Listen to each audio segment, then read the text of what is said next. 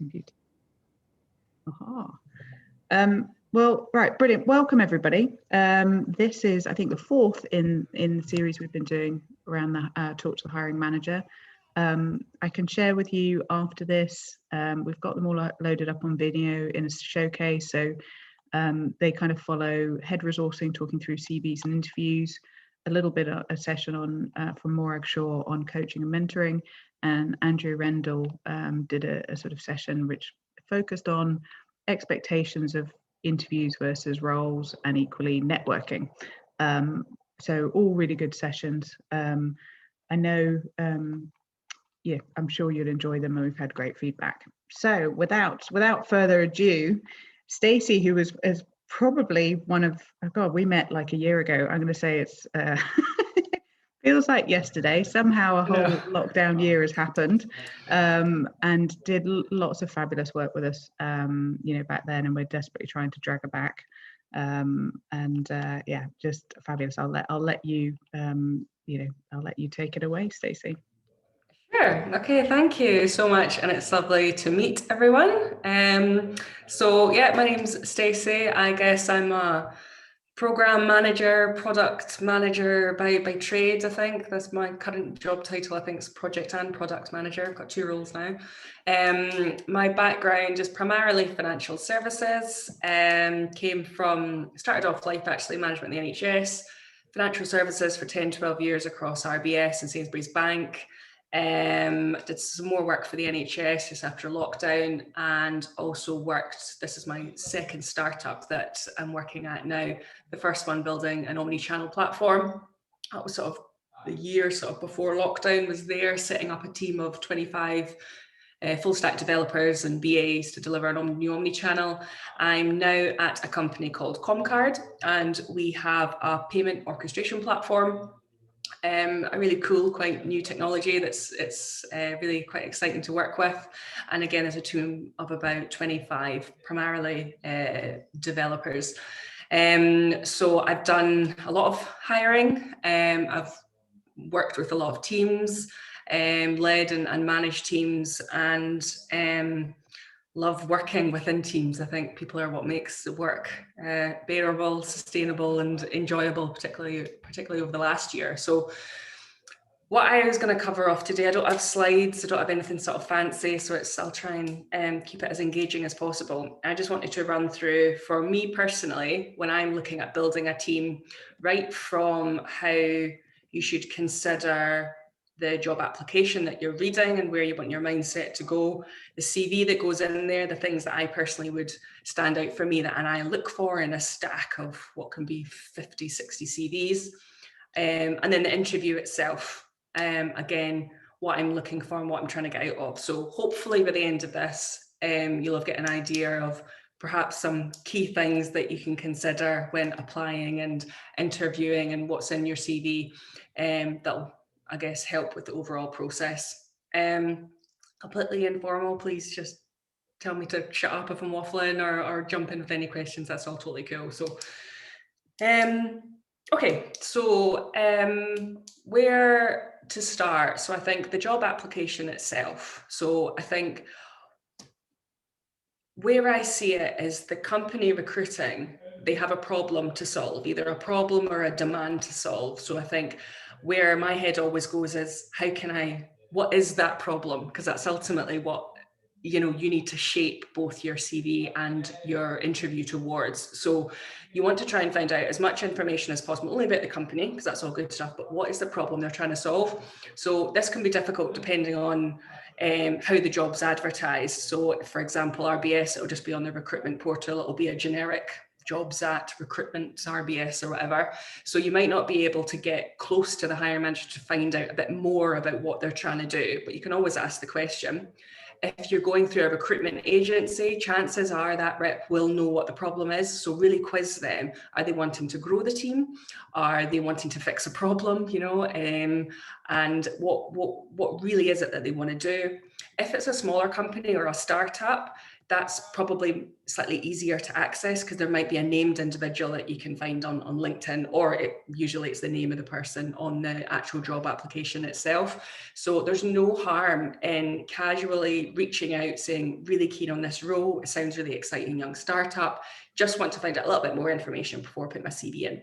You might hear back, happy days. You might not, don't worry about it. But the fact that you've reached out is always a good thing as well. But if you can find out the problem that they're trying to solve, because then you can then go around shaping your CV as it is and what you say sort of at interview. Other thing to consider for me, so as a hiring manager, am I looking for a permanent employee or am I looking for a DRC? Because again, I'd expect to see quite different things in the CV, and I'll probably position interview questions quite differently depending if it's a DRC or a permanent member of staff. So in my head, a lot of the time, if you're looking for a daily rate contractor, there's a specific piece of work that you've got in mind or a specific set of skills that you want for a time-bound period of time. So you'll go out and look for a experienced DRC that's been there, done that can land running, because a lot of the time you don't have the luxury of time, particularly if there's a problem, to get up to speed, to figure out how you work. You want someone to land and fix it. Whereas a permanent member of staff, absolutely, you want to do them the role and you want them to have the skills to do the job, but you also want that to be a long-term relationship. So you're also looking at how the softer skills, is that person going to fit into the culture of your team? And for both sides, will they enjoy being with you and will you enjoy working with them? So again, it's just a slightly different way that I'd consider both the CV and what I'm thinking about the individual. The CV itself, I'm not going to go into, everyone's got their own advice and ways to do CVs. Personally, for me, I quite like a photo on them because again, it's at that time, that's my first opportunity to say, hi, that's what you look like, and to get that in my head. Again, try and keep sentences punchy and bullet pointed, because in reality there's someone sitting there with a ton of work to do in 60 CVs. So a lot of the time, and it's not personal, you are flicking through them and looking for nuggets that jump out at you to try and sort of narrow that down. Not all companies have a big recruitment division. If it's startup, it's the hiring manager that's usually got 3 other jobs as well. So try and really keep them some punchy and smart. I like a photo because it stands out.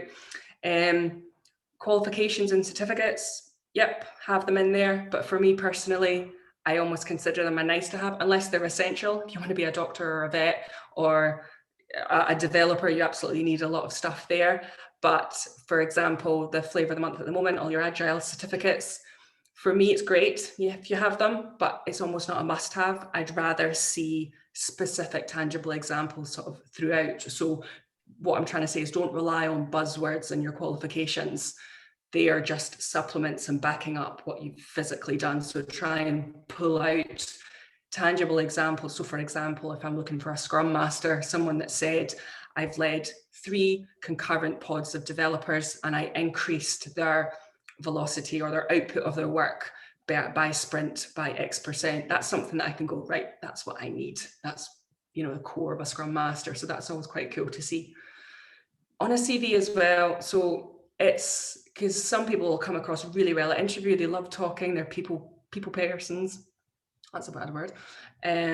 Whereas others, you might dread interviews and you just might not enjoy them. So this is, let your CV do your talking. Try and bring your personality out in your CV as well, and use that to sort of cover up any insecurities that you may have about physically doing it in person, particularly over Zoom, as I appreciate that can be a bit more awkward as well. So for me, if you can bring your personality in your CV, I think that's a cool thing. One of the ways I've seen this done really well is there's always a section on a CV that's got like personal interests or hobbies or something, and you usually get like mountain biking, or I like reading, or I like sports, and yeah, that's cool. The best one I've seen, actually, I was recruiting for a business analyst when I worked in financial services, and I read the CV, and she just had a one-liner in that I completely related to, and it was just, I have kids, I have no life. And I just read that and I thought, yeah, I've been there, kids take your life. So instantly I was like, yeah, that's nice. And then when I spoke to her interview, I already felt like there was something in common with her as well. So, she played that well. And, I felt as though I had that sort of common ground as well. So don't be afraid to bring out your personality sort of in your CV, because it is what will make it stand out a little bit more than the batch of 20 that are sitting there as well. So personality, and then tangible things that you've done. If you're straight out of uni, or if you're going into a completely new field and you don't perhaps have the 10 years of experience, that's okay as well. So I think that I want to look for in that case. Again, I might look at your CV a little bit differently, because you are a graduate, or you're an intern, or something that's completely different. So then it's about, are there any examples that you can pull on from other things that you've done to pull out, or do you already know a bit about the company that you're doing, and that I can see that you've done your research, that you can relate to perhaps a current program or a current piece of work that the company in question is looking at as well. So that's then just about using your experience to date in other fields that is transferable, but also again your personality, and because you want to get your passion across, that this is where you want to be, because you want to go from A to B, and you feel that this company is exactly can take you on that journey, so to speak. So yeah, so I think on that, what problem is the company trying to solve? Try and shape then your CV to do that. If you can, bring out any sort of personality in your CV that would make it sort of stand out a bit. The interview itself, so similarly, if I'm looking at a DRC or a permanent member of staff, again, I'd probably ask slightly different things. If I'm looking for a daily rate contractor, again, I'll probably have really targeted questions about stuff that they have actually done. I'll draw out elements of their CV. So again, I'm going to use a Scrum Master example. So I'll want to really get to know about the challenges that they've had. So as a Scrum Master, you need to increase the output of the development team. What challenges did you have there? Story points is often a measure of velocity when you're working in Agile, and can be, I've seen it work, I've seen it not work, I've seen people arguing over story points and that they're a rubbish method of doing it and we should do it via time. Pulling out those examples, particularly if you know the problem that they're trying to solve, is music to your interviewers' ears, because they're in the dirt right now. They're having those arguments right now, and it's doing their head in. And the fact that you can pull that out and say, yeah, I've been there and this is how I've solved it. The interviewer's sitting there going, oh, thank goodness, this person could actually land running and help me.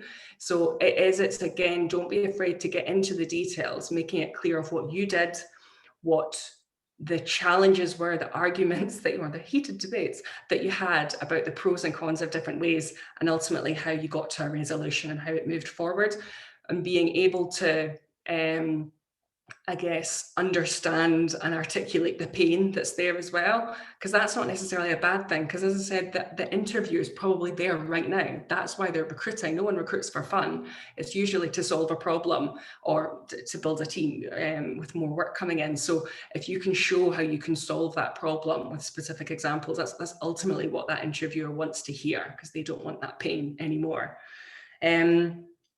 So particularly in the DRC space, I think that's really important, because you want that individual to come in and land running. For a permanent member of staff, again, I want to hear those examples, but I'm probably much more sort of trying to get attuned to, do you really enjoy doing that? And is it something that you want to do, for a long period of time? And is it where you see your career going? And because what is in my head as well, if you're getting in a permanent member of staff, you want to make sure that they're right for you, but you're right for them as well. Because the worst thing is if you invest in that individual and after 6 months, the role isn't right for them. And rightly so, it's their choice, they move to somewhere else. So you want to make sure and understand a lot more that, do they enjoy doing the sorts of things that this role will involve? And is it where they see themselves going, and they want to grow from that? Because that's always great, because then you've got sort of succession planning for roles in the future and as things get more complicated. Again, it's interesting. So if you're going into a startup, again, personality and I guess cultural fit is even more important, because startups can be really challenging in that they don't have processes defined of this is how we do things around here. A lot of the time it's left field priorities fly in, investment changes. If you're building a customer, as soon as a new customer comes along, the whole focus can change to it, right? We just need that customer. So right now we were building A, but we're going to park that, we're going to build B. And so it can be really changeable, and you need to be comfortable with that. And so as an interviewer, I'll be looking, are you okay with ambiguity and changing priorities? Because that can be the life of a startup. And that's important for you to consider as well. You know, if that's not something for you, then, you know, equally you wouldn't enjoy it either. And so, yeah, you're looking for someone that can think on their feet, okay with a bit of ambiguity and change. So I'd probably ask more questions, you know, about your work history to date. And again, if you're new out of uni or changing careers or anything like that, that doesn't need to be a bad thing that you perhaps don't have all that experience. But again, that's about you explaining that actually sounds quite exciting, or that, you know, it's how your personality would lend itself to that sort of environment as well. So again, when you've got that job application in front of you, think of it, you know, what sort of organization are they? If they're a startup, come across as someone that is okay with being really adaptable and, you know, putting out fires over there and trying to keep this thing running over here, because sometimes that's just the nature of a startup. So being able to talk about that with passion and enthusiasm is a good thing, because again, the interviewer's sitting there going, this can be a bumpy ride sometimes, so I hope that's okay for you. Whereas, you know, the likes of RBS and Tesco Bank more and more now as well, they've been there, seen that, done that. So there's usually processes to follow. It's a smooth journey. As a graduate, they've got really good development programs and progression programs, loads of opportunity as well. So consider that startups might be more challenging. They'll be really exciting, but you don't know what your career progression looks like. Whereas a Tesco Bank RBS, you could probably map out a whole career there. So again, consider that when you're looking at a specific type of organization. So yeah, in interview, I think that's the sort of key questions to try and understand your personality, how you'd fit in with the wider team. Every interview is going to be different depending on the role and the level it's going for. For really experienced DRCs, I want to hear specific examples. I want to hear metrics. I want to hear what you did. How big was the team you looked after? Was there task management? Was there full line management? Try and get a flavour of how you got on with the whole team, and when things got tough, how did you deal with it? You know, that's what I'm really keen to hear. Whereas for someone that's newer into the role, for me, it's much more about, as I said, the personality and your adaptability and your why you want to be with this company in particular as well, because that's, you know, you'll be an investment is what I'm hoping for. So, and you can, as a young person coming in, or not even a young person, a new person coming in that's perhaps in a new role, is kind of yours to shape as well. And as an interviewer, I like to hear that, and that, yeah, no, this sounds great. And what are what's the future for this, and where could it go from here? So just showing that long-sightedness of a role, I think, is really important for someone that's coming in perhaps with a change of a career or at the beginning of a career. So yeah, that's the interview itself. Again, as I said, they will always be different, but if you've done your homework up front, if you know the problem they're trying to solve, you know the type of organisation that they are and the sort of role, whether it's a DRC or a permanent role, you can then shape your CV and your interview to try and bring that out. So, you know, do your talking to yourself in the car before the interview to sort of work through some scenarios and things in your head. I find, so with the role that I'm in now and my previous startups, that interviews are pretty informal. It is a chat. I just want to speak to you, obviously find out specific information. Whereas the RBSs, Tesco Banks, they probably will have a structured interview. I think at RBS, you'd get like set questions that you'd read off a script. It was all very formal, and I never used to stick to it and always get in trouble. But yeah, they'll be looking for specific sort of buzzwords because it all goes through their sort of due process. But, you know, so you can tailor it depending on where you're going. And then after interview, don't be so successful, great. well done, and that's good. So just, follow up quickly. So I think a lot of the times it's okay to say, can I think about it?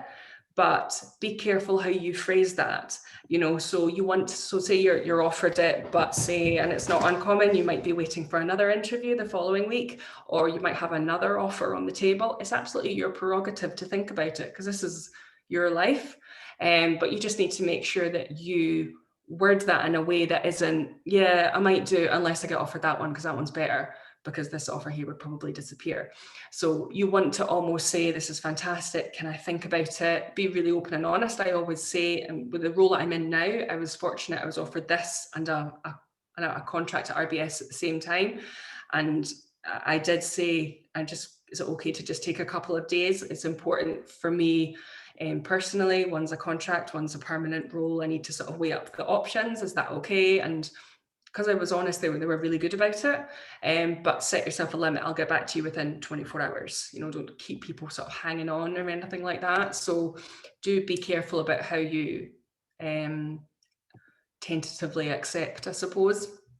And then if you're unsuccessful, again, the difficulty is, even when you think it's gone really well, you don't know how everyone else's has gone.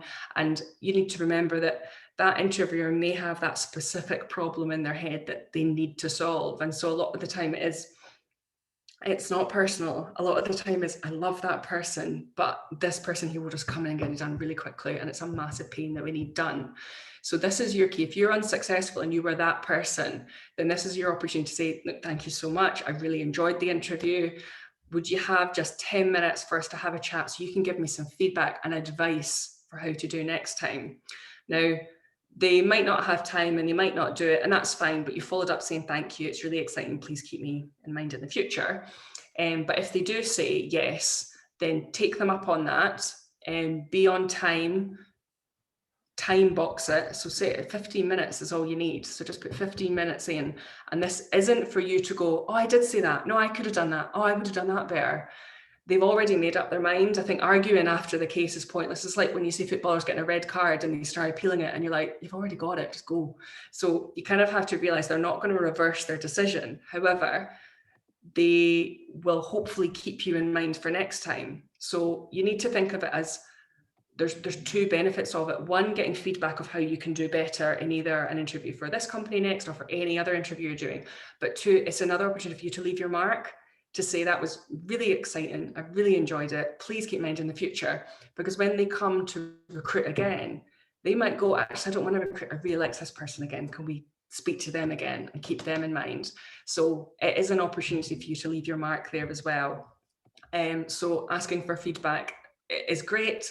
Learn from it, but don't challenge it, because that's almost, it would probably go against you, because I've freed up my time, I'd love to give you feedback, your interview went really well, but for you to tell me you're wrong, you should have hired me, I'll be a bit like, well, I didn't, so so again, just use that opportunity wisely to build the relationship rather than break it down. I have completely waffled there, so I've no idea if that's been useful, but happy to take any questions or comments or, yeah, just any thoughts. Yeah. I disagree. You haven't waffled, Stacey. Thank you. I was going to say, what's a DRC? And then you very kind sorry. of what it was. Daily rate contractor. Sorry about that. Yes. No. All good. All good. Is there any questions from anybody?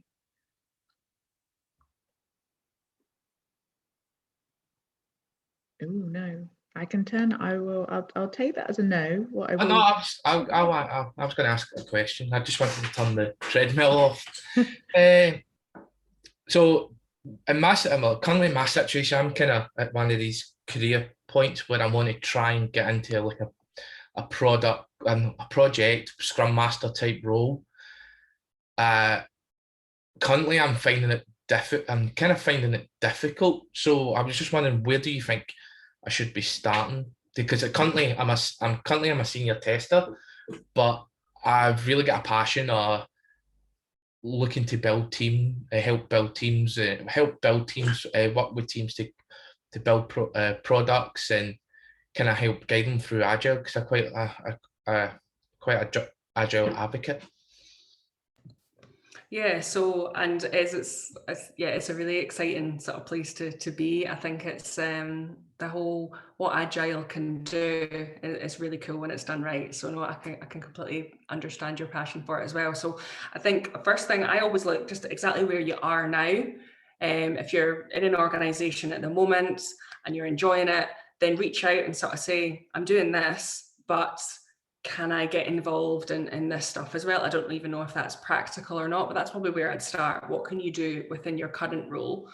And if there are no opportunities there, then you're right, it is time to think, right, well, where can I get that opportunity? So in my head, there's, I guess, two options, and one going out. So I think if it's a Scrum Master sort of thing that you're particularly keen on, again, your experience to date will have got you, I hope, a fair way along of what that role entails, the challenges of it, because you've probably been on the receiving side of trying to work in a really agile team. So you'll be able to experience what works and what doesn't work. So you can use that to your advantage. So if you're looking at Scrum Master roles that are advertised, again, you can always take a punt in that, look, I've not been a Scrum Master, but I've experienced and lived it, and this is what I can bring to the role.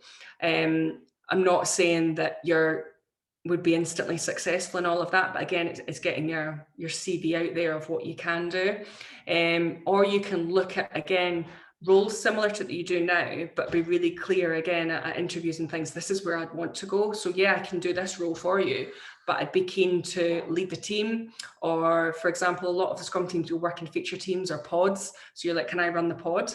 And look for opportunities to do it within a role that you're in. And in parallel, you can do things like your Scrum Master qualifications, so you get that extra level on top, so that when it comes to the Scrum Master roles coming up, you've kind of already done it by default. So when you're looking for a change of things, I'd always look locally, because you're already in something. If they're already working in an agile environment, I would really challenge the organization if there wasn't something that you could already do within your current role to either build and shape it that way. So, are there opportunities for you to do that already where you are now? I have tried that within where I am just now.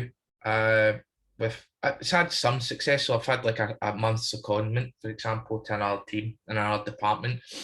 Not as a Scrum Master, they call them Agile Delivery Managers. Really. So I've had that experience. Like, it's been a month's secondment, and I'm kind of working with the delivery lead in our team to do small bits. But I just at the moment don't see that opportunity to like try to go into that where I am, which is a bit of annoying. But I presume it'll be that. I feel like the next stage is to try and reach out to other organisations and, as you say, take a punt. Yeah, and there's no harm in trying. And again, it's even having the informal conversation. So use your network, the people that you might already know. Use LinkedIn as well to sort of say, I'm here now, I've got these skills, this is where I'd like to be. Can I have a conversation with existing Scrum Masters? Tell me how I can get from here to where you are. Because again, we all know it's who you know. So you can just speak to a couple of Scrum Masters going, yeah, here's a really good guy. And they might be looking for either a junior Scrum Master that's out there, or there might be another role that they think actually that could work. And the fact that you've reached out, they know you're keen and you're looking for that change. So you might not have all the skills and the skill set they're working for, but you've got the added advantage of, I want to do this. I've had interviewed so many people that have all the skills and the qualifications and the ticks and everything says they're right. But when you speak to them, you're like, I could have bought that qualification too. You haven't been and lived it. So if you've been in Scrum teams, you know what works, you know what doesn't work. You're halfway there. It's then just about how you articulate that and how you get your foot in the door. So yeah, reach out to Scrum Masters, reach out to recruiters as well, because they're very good at finding roles for people as well, and they'll know who's looking and what they're looking for. So use your network and use recruiters as well to help, and speak to existing Scrum Masters, because again, either they'll know people or know things or be able to help with that as well. Cool, thanks very much. Hi, I've got a question as well. Well, actually, I've got two questions. So the first one was the bit where you're talking about CVs and you're saying you quite like to see a photograph on it. So I'm a Black female in science and engineering. Photograph is not a plus for me. In fact, I refused to put my photograph on LinkedIn till only about 3 years ago because I got tired of people bugging me. Because I'm completely dismissed. So it's that bit of at least being able to get in the door before somebody sees me and decides I'm not capable. And whereas I know not everybody is biased, it does happen, and I've seen it happen. I've been in roles where I'm leading a project, I've gone into a meeting and the assumption was I'm one of the junior people in the team simply because I don't look like I can take that role. So where I'm coming from, nobody knowing me and having to pick the one thing I know disadvantages me without even starting is really, really difficult. So I understand completely what you're saying. It makes total sense, but it just happens to be that depending on who you are, it actually ends up being a negative depending on the person at the other end. How do you balance that? Because I can see the plus in it. Yeah. So I think, and I hadn't even considered that actually, and I think it just really annoys me that that's even a factor that you have to consider, because you know I hadn't considered that, and I think it's a really, really shocking thing that should be completely irrelevant. It's incredibly frustrating that you've encountered that. I think that's disgusting. So yeah, I don't even know what the right answer is. I think that I mean it's just not even something I guess I've considered, but the fact that you have a photo on your CV or your LinkedIn, I always think is a plus. And if you've felt that you've been dismissed because of that, I mean, apart from that organization isn't right for you, let's be honest. Well, yeah. I know you kind of, I agree with you. And when I was young enough to dismiss people who dismissed me, I would just say exactly that. But you get to a point where you're like, it may not be for me, but I want to work. I'd actually enjoy this role. I may not have to work with whichever person it is he happens to be ticking boxes who's going to dismiss me before I even get to the point where I can speak to somebody who actually looks at what I can do rather than what I look like or what they expect. So it is where, yeah, I'd stand on my principles and be like, yeah, I don't want to know you either. But you get to a point where you're like, I also need a job. Yeah, no, like at the end of the day, there is the practicalities of it. So I think, I mean, in that respect, it's absolutely do what you're comfortable with doing and look at, so you will have advocates already, I'm sure, from people you've worked with currently, previously, and that you have, you know, so much skills to give. So use that network, get those people to champion you. And whether it's on the likes of LinkedIn on social media and getting endorsements, or whether it's using those individuals to physically tag you where there's job adverts that even come up on LinkedIn, get other people to be your champions in that respect. That's